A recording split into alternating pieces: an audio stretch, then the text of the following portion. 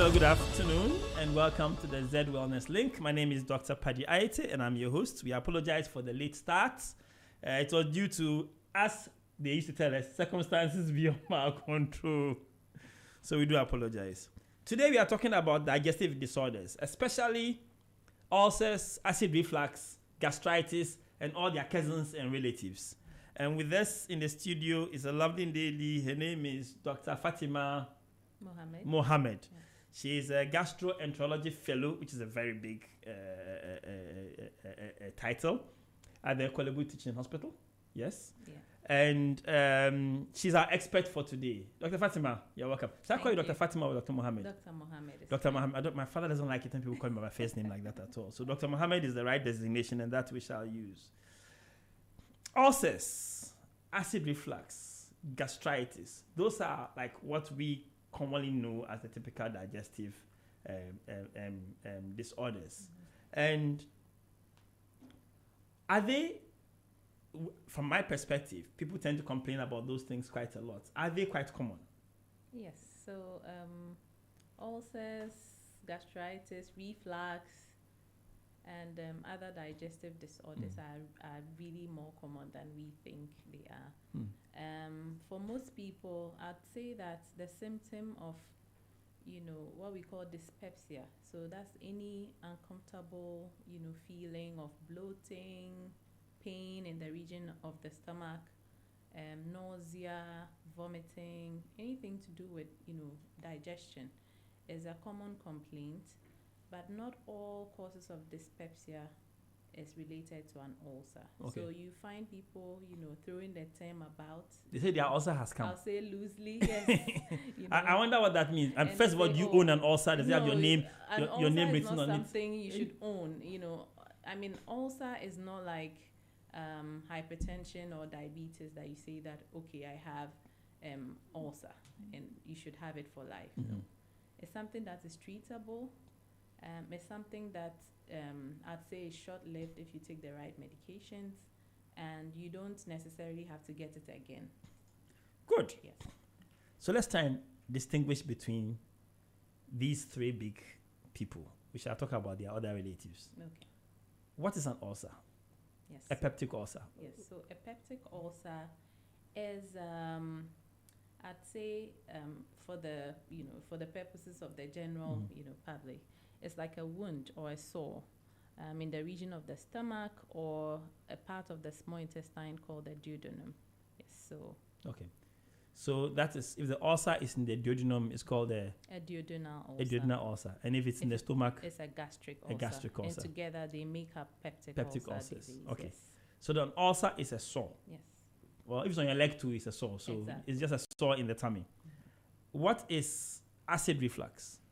So before we understand what acid reflux is, we need to understand that when we eat, the food goes through our mouth into a pipe that connects the mouth to the stomach called the esophagus. And then from the esophagus, it then enters into the stomach. Now, between this esophagus and the stomach, we have what we call a natural or physiological, valve mechanism, where when the food goes one way, we don't expect it to come back the other way. It should be like a non-return valve. Yes. So once the food goes, the muscles maintain a certain level of tone that keeps that valve closed, But in some people, physiologically or normally, when we are not feeding or in between feeds, we have what we call transient relaxation. So that valve relaxes once a while. But in people who get reflux, you find that this relaxation happens more often than usual, even at the time of feeding or just after feeding, not necessarily in between feeds. So when this valve relaxes, then that one-way valve mechanism is disrupted. And then the acid and sometimes the food comes back up this pipe called the esophagus. And because normally that's not where the acid is supposed to be, it causes burning and irritation. And in very severe cases, it can also cause ulcerations or ulcers in that esophagus. Yes, the stomach is designed to contain acid. It has a lot of mechanisms. It has mucus, a slimy substance that protects the lining from the acid causing burns in the stomach. But anytime this acid finds its way outside its natural environment, which is the stomach, into that food pipe, then we have problems. Yes. Okay, that's so that is acid reflux. Yes. Okay, I'll come back to why the valve doesn't open. But for our definition, we are trying to find. And when they say somebody has got gastritis, what does that mean? So gastritis is like a general swelling, or I don't want to use the term inflammation because not everybody really understands. But for those who understand, it's like inflammation. So assuming you have you've hit your head against something, it didn't become a sore, but then you notice swelling, redness, and pain around that area. It's a similar thing that happens in the stomach. And so when there's irritation and swelling and pain generalized in the stomach wall, then we call that gastritis. It's not necessarily a sore, but it's also a process that can cause, a significant level of pain for the patient. Okay. So now we understand what a peptic ulcer is, we understand what acid reflux is, and we understand what gastritis is. 2, 3, but they all cause tummy pain. Yeah. So we can't assume that once your tummy hurts, it is this or that or the other. Exactly. So it's difficult to, just say with the symptoms that you experience that this is ulcer or reflux or gastritis. You need further evaluation to be able to determine that. However, gastritis is also has a characteristic pain, especially if it's stomach ulcer. I told you peptic ulcer, we can have it in the stomach or a part of the small intestine called the duodenum. So if it's in the stomach, it has some characteristic features that we can use to differentiate it from that in the duodenum. Yes, so in the stomach, because that is where the food enters first, you find that the pain is worse immediately you eat or even during feeding. So as soon as the food falls into the stomach, you get the pain. This is also common with gastritis because it's a similar mechanism. So if there's inflammation or swelling in the stomach and the food hits the walls, you'd have the pain. However, for duodenal ulcers, it is when you are not feeding, like in between feeds. So you find that in the middle of the night, because you would have fasted for a while, whilst asleep, then it wakes you up from sleep. Okay. That's severe pain. Yes. So there's a clear distinction between one type of pain and the other type of pain. Why? What's if you feel should make you realize that you need to seek attention? Yes. So for the general word dyspepsia that I use, so if you have bloating, nausea,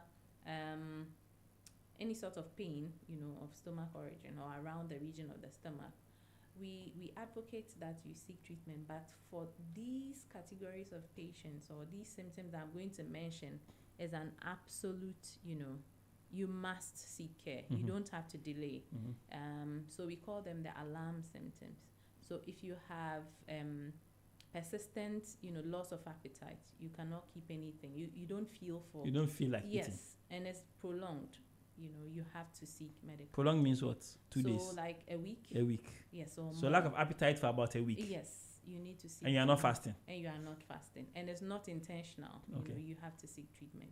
And if you've lost weight, yes. So if you've lost weight, so we say that any unintentional weight loss, you are not on a diet, and you've lost about 5 kg in a week or up to 10 kg in a month, then you need to seek treatment right away, because it might not just be ulcer, it might be something more serious. More serious. Yes. If you also have symptoms of blood loss like anemia, so the symptoms would include dizziness, you feel your heart beating a little bit more, faster than usual. Yes. Lightheadedness, you get tired easily, you get breathless when you walk, then you have to seek treatment. And then also if you have blood in your stool, so sometimes it's bright red blood and you can tell that, this is blood. Yes, this is blood. I know, a lot of us don't like looking at our stool when we go, but It's necessary, especially if you have symptoms of dyspepsia, to observe your stool color. So you just look in the bowl. Yes, so it might just be blood. What are you looking for when you look in the bowl? So you are looking for streaks of blood on the stool. Okay. Sometimes, because the blood may have stayed in the stomach for a while, it changes color, due to the acid, breakdown of the blood products, and it may become very black, what we call melena stools. So if your stool is looking very black, like coal tar, that's a dangerous sign. You need to seek treatment as well. If you also have persistent vomiting, so not just a day or two, so more than 3 days, and you can't keep anything down, it is a red flag. You need to seek treatment. If you also have persistent nausea, it's also a red flag. So you need to seek treatment. So anybody who has, any of these things, it's really important that they seek treatment. Exactly. Okay, excellent. What causes this? Yes, so for the ulcer, gastritis and ulcer are related in their causes, So for peptic ulcer, the main agent that is responsible is an infectious agent called Helicobacter pylori. I know it sounds like a big name, but it's just a bacteria that, causes by different, pathways or mechanisms, it causes erosion of the gastric mucosa or the gastric lining, and then leads to this sore that I'm talking about that can cause all these signs and symptoms. Okay. Apart from Helicobacter pylori, which I must say is something that is infectious, so if there's a household contact or somebody in your household who has it, it can be transferred. How is it transferred? Yes, so we say it's a fecal-oral transmission. So from the person's fecal matter to your own, mouth. I know you may think this is absurd, this is something that can never happen, but imagine somebody has it, goes to the washroom, does not clean their hands properly, and makes a meal for the family. The whole family can get Helicobacter pylori infection. And that can lead to an ulcer, yes. And if you buy from a vendor who doesn't observe very good hand hygiene practices, that can also lead to transmission of Helicobacter pylori infection. So apart from the bacterial infection, we also have alcohol.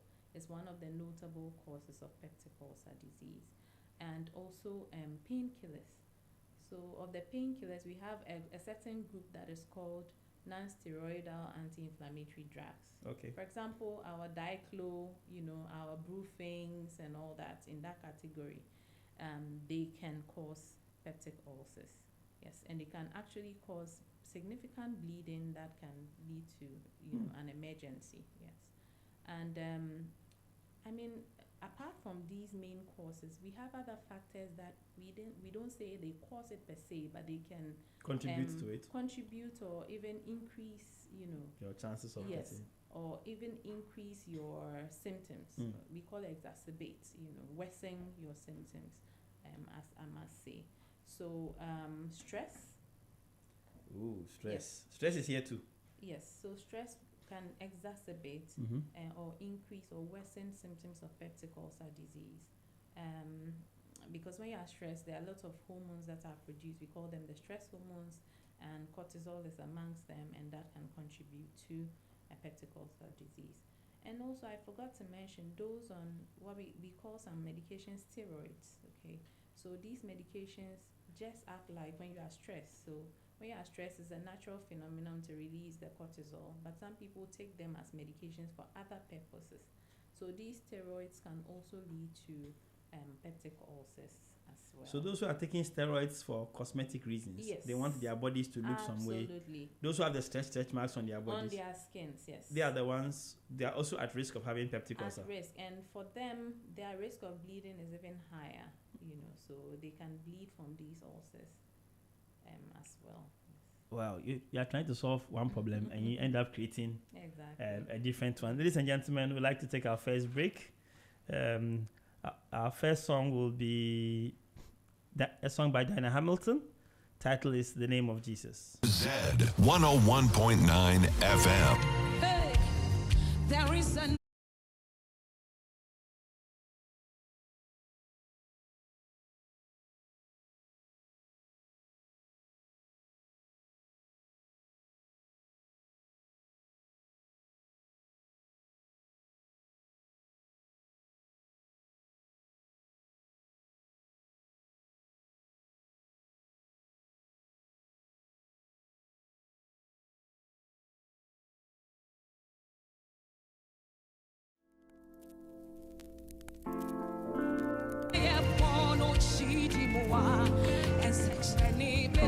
We have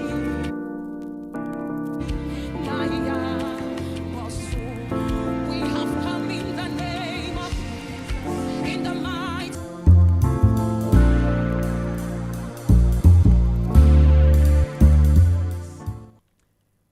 Dr. Mohammed, you mentioned stress as a major cause of these problems. You also mentioned alcohol. How much does alcohol consumption contribute to these problems? Okay, so in general, as gastroenterologists, the recommended amount for both male and female is 14 units a week. What does that mean? So let's say if you are taking pure alcohol, you shouldn't be taking. Which one is a pure alcohol? That's the akpeteshi. Akpeteshi. Yes. Say VC10, akpeteshi. So yes, a tot of it is like 1 unit. 1 tot is 1 unit. Yes. So you're allowed 14 tots a week.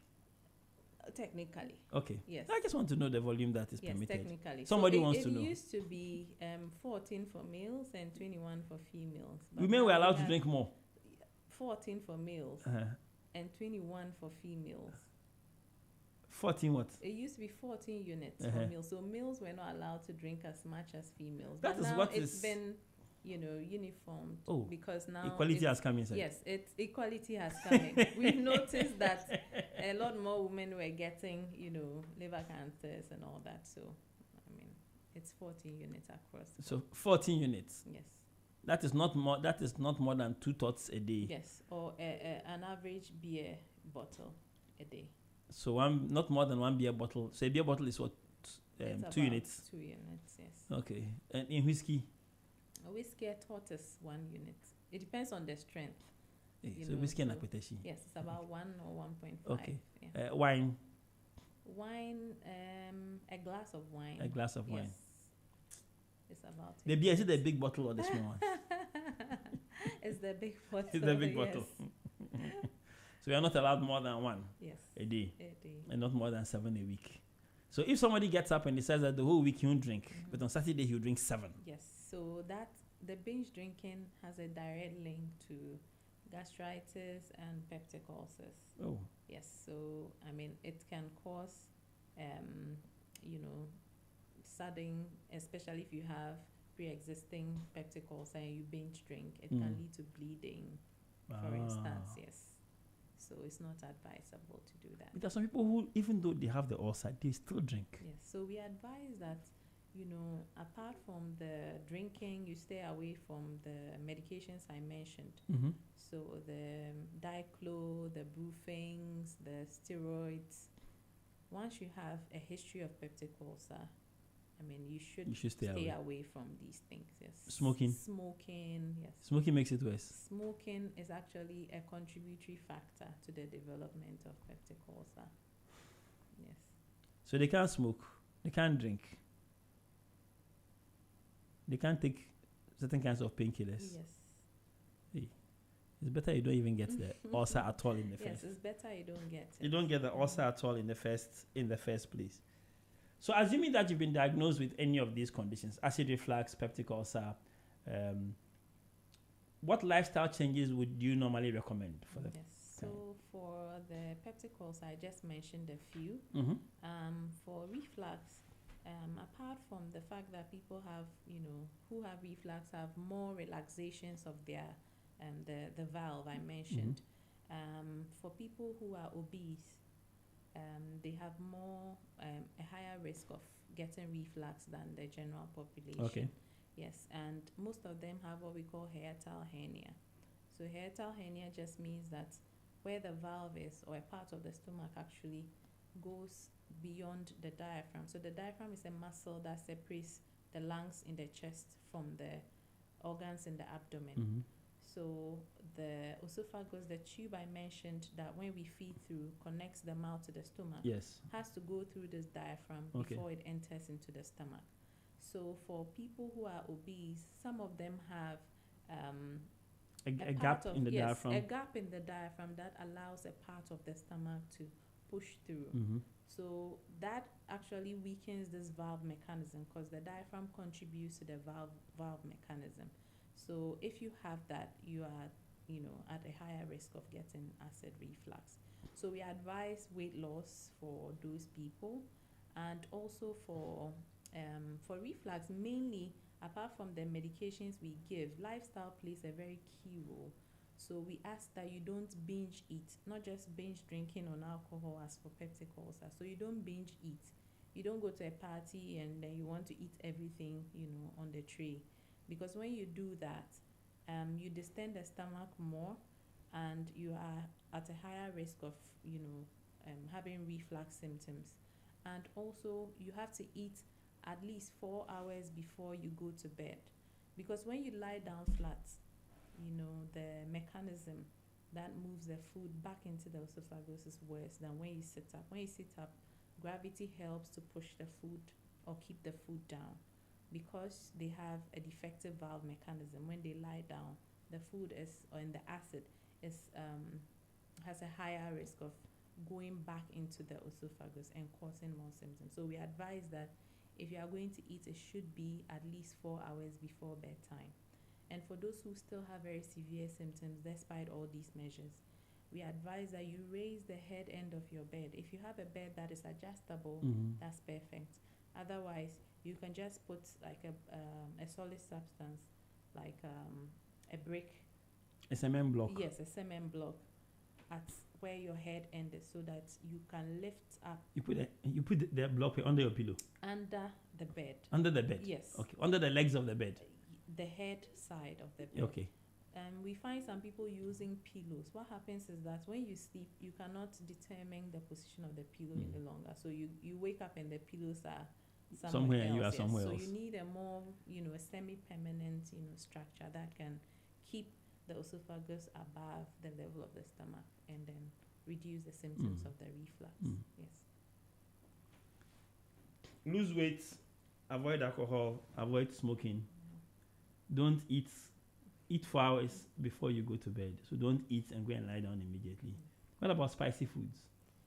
So spicy foods is a bit controversial, because for some people, we also advise that you keep a food diary. So for some people, they notice that certain spices worsen their symptoms, especially tomato-based foods, pepper, and oily foods in general.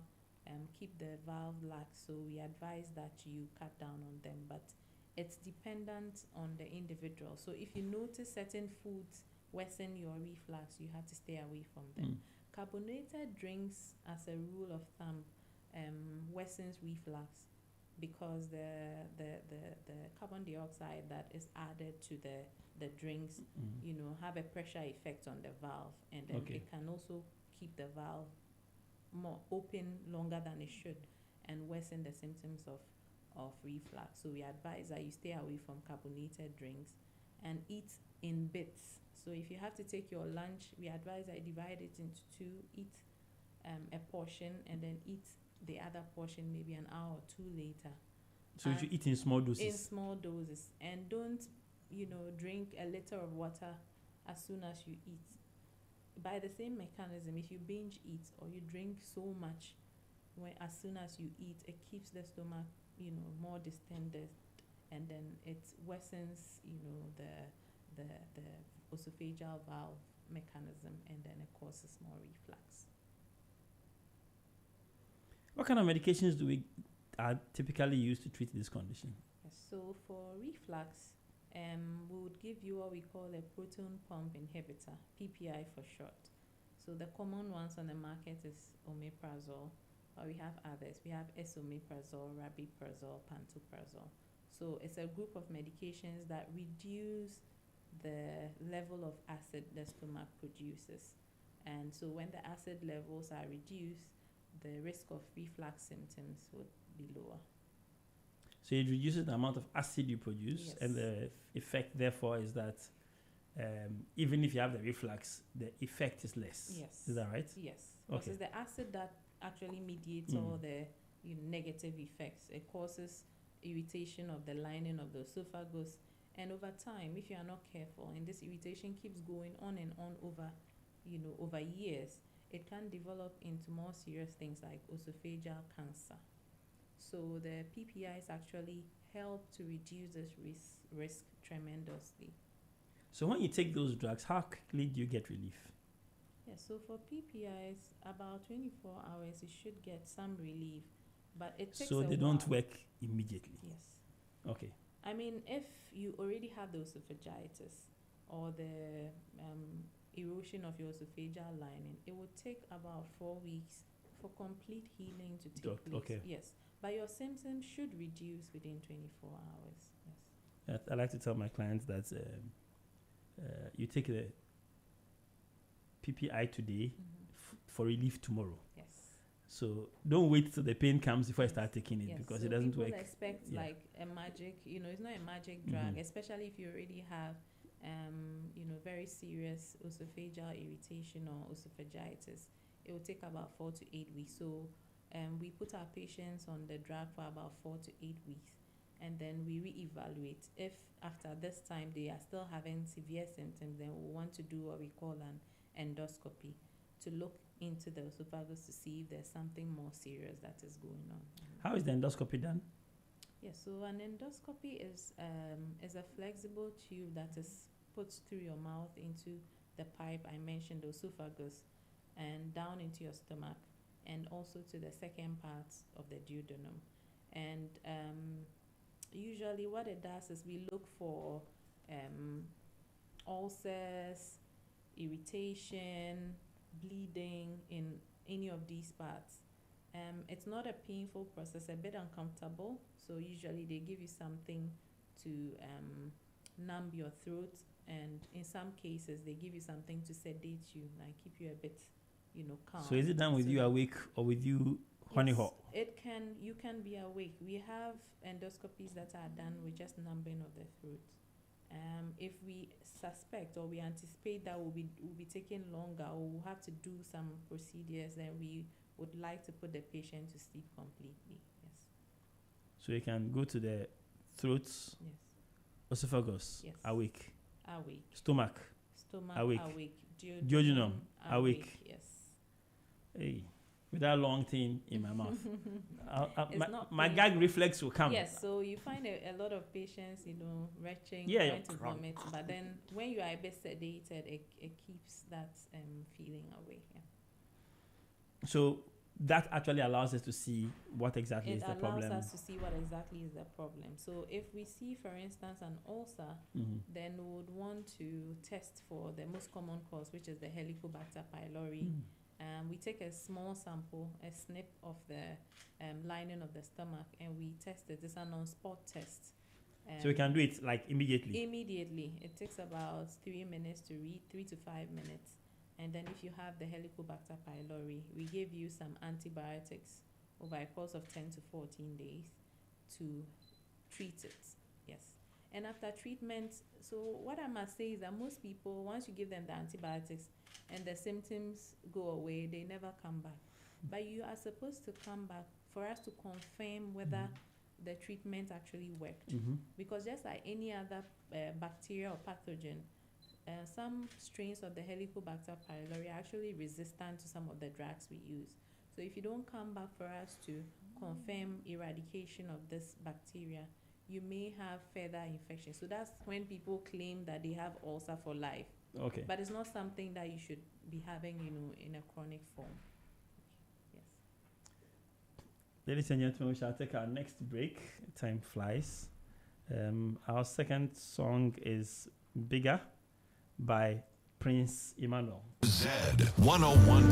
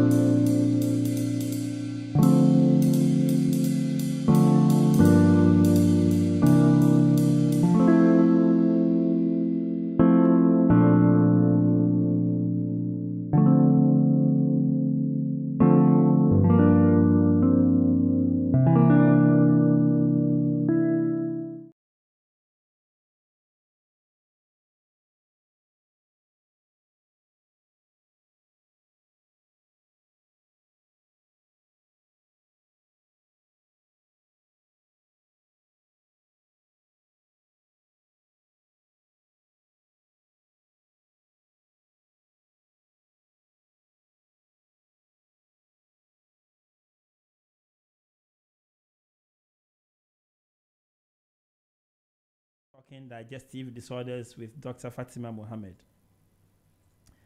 Dr. Mohammed, assuming that anybody has these conditions and they leave it untreated, are there certain complications that can come? Yes. So for peptic ulcer, I think I did mention a few of them. So you're at risk of bleeding from the ulcer. Bleeding, Yes. anemia, And, and all the things that come with it. It can be life-threatening, actually.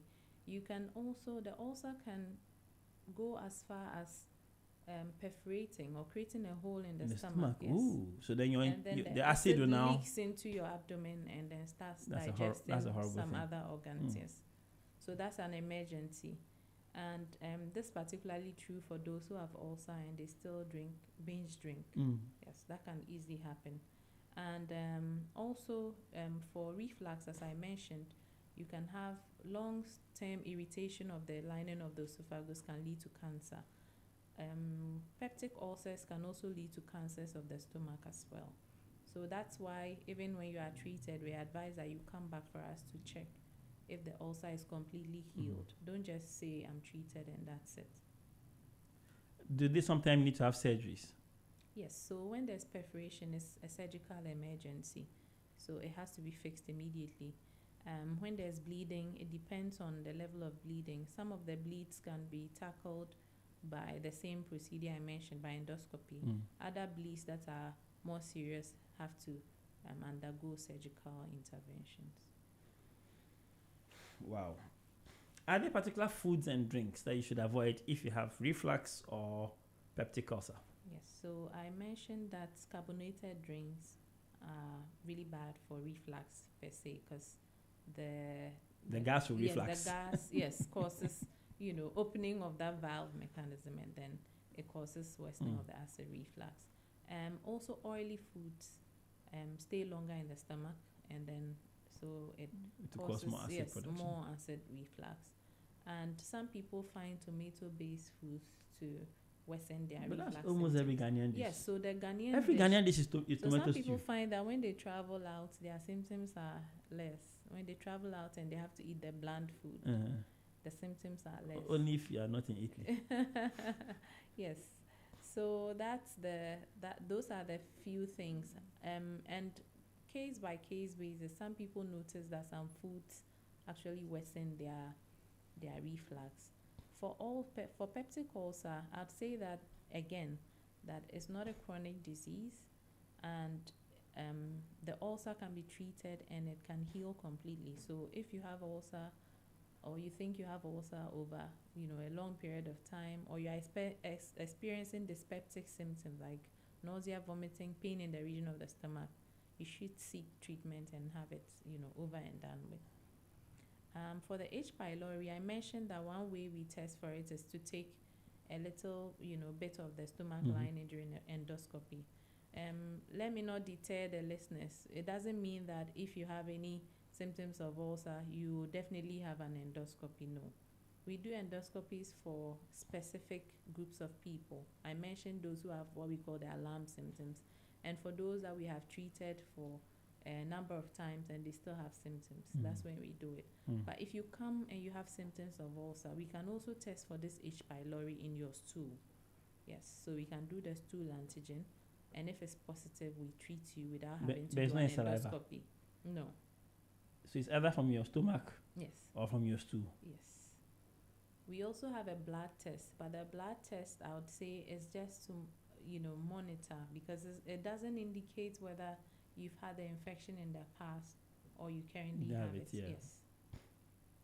And if you do test positive for H. pylori, and other members of your family have symptoms, then they also need to be tested and treated. So then you bring all your family members to bring their stool. Exactly. They should all use chamber pots. Bring small specimens for assessment. Yes.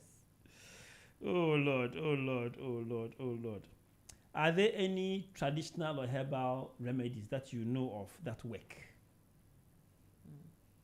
Okay, so I'm issuing a disclaimer, because some of these things, we the scientists, we say that they haven't been scientifically proven. Yes, But then there's general knowledge that some foods help to soothe the stomach and help relieve symptoms of reflux and peptic ulcer. However, they don't treat it. So ginger, for example, helps to soothe the stomach. Yes. Chamomile tea. Licorice also helps. Yeah, some people find lemon. It's counterintuitive, but lemon But it supposedly makes your whatever it is alkaline, and it's like, how does it? I still don't get that one.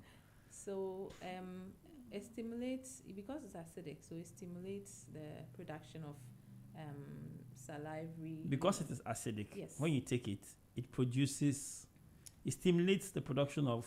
So your saliva contains alkaline solution. Okay. So whenever you are hungry or there's acid in your stomach, you realize that you start salivating. And that's a natural mechanism to neutralize the stomach acid. It's the same mechanism by which some people find chewing gum in between meals to help relieve their symptoms, because chewing gum stimulates more, production of saliva. And But it also makes you swallow air. Yes. And so then it makes you get more bloating. Well, some people find that it helps with their reflux symptoms because swallowing the saliva with the alkaline solution kind of suits their reflux. Antacids have also been used to manage reflux, but they don't actually tackle the problem of the acid irritation, and you absolutely will need a PPI if you have irritation of your esophageal lining to heal it. Oh, there's one more thing. It escaped me just now. That has to do. Well, he didn't mention. I said, okay, you told me some traditional remedies. Milk. You didn't mention milk. Does milk work? Yes, milk works temporarily. It works to just like taking an antacid, to neutralize the acid for a while. But as I mentioned, it doesn't tackle the real problem. So it's just the PPIs that have been studied to reduce. And proven that they work. Yes, there are new things on the blog. We have P-caps. They also work to reduce the acid production, in the stomach. Dr. Mohammed, thank you very much for the insight that you've given us. I'd like us to close with this question. What simple steps can listeners take to protect and to maintain long-term digestive health? Okay. So we say that your digestive system is the gateway to a healthy life. We've recently it's been studied that there's what we call the gut-brain axis. So what you eat actually influences your anxiety levels, how you cope with stress and all that. So it's important that we protect our gut health. Apart from the regular meals we eat, our staple Ghanaian foods, we can infuse a lot of fruits and vegetables into our meals, stay away from very refined or processed foods, and then cut down on sugar, cut down on oily or saturated fats. And then we can also incorporate other things like probiotics into our meals. Natural yogurt contains some probiotics, so it really does help to improve gut health. Yes. Natural yogurt. Yes. Any other apart from yogurt? So for probiotics. So apart from yogurt, we have some things called prebiotics. Inulin is one. Fortunately, we have inulin naturally occurring in our cassava. So if you eat cassava? Yes, cassava contains, inulin, and inulin it actually helps to grow the good bacteria in the gut. So fufu is very healthy.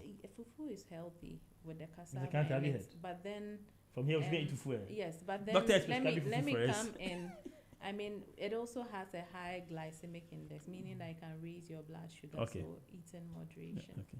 How can you eat fufu in moderation? So you can you can take more soup and then fish as opposed to all the meat swimming around the fufu. Yes. Okay. So if we do that, we are covered. Yes. And we should avoid. And then avoid alcohol, especially binge drinking, smoking. For those who are obese, exercise and diets to lose weight. And then also always check go for your annual checks. We call something called the fecal occult blood for those above 45 or 50 years. That is useful to detect early colon cancer. So go for your annual checks and then eat healthy and exercise. Dr. Fatima Mohammed, thank you very much. It's been a pleasure having you, and we are grateful for the insight that you've given to us on this subject. From now on, we shall be more careful in the way we treat our digestive tract, so that we don't need to come and see you with problems. We only come and see you for checkups. We are grateful for your time. Having me. Thank you. Our pleasure. Anytime. Thank you very much. Ladies and gentlemen, it's been a great program. We'll see you again next week with a new and lovely topic. We shall exit with Big God by Tim Godfrey and the Fearless Community. Thank you very much. See you next week. Bye.